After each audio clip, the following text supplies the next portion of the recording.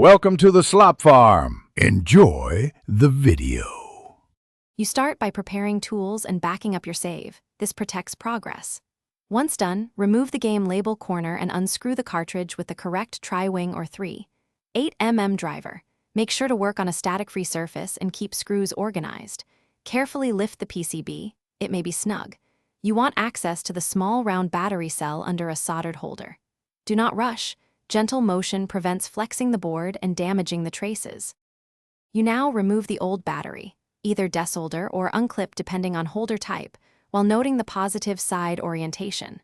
Once removed, clean any corrosion and place the new CR1616 or CR2025 in the same orientation.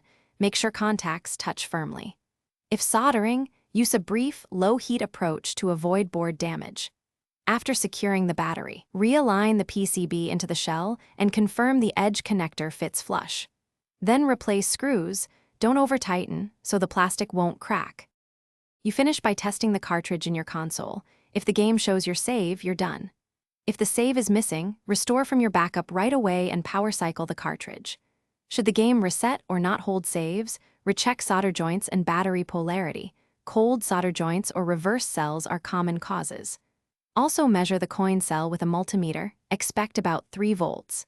If problems persist, reseat the PCB and retest before sealing the shell. That usually resolves issues. Thanks for watching. Consider subscribing if we helped you today.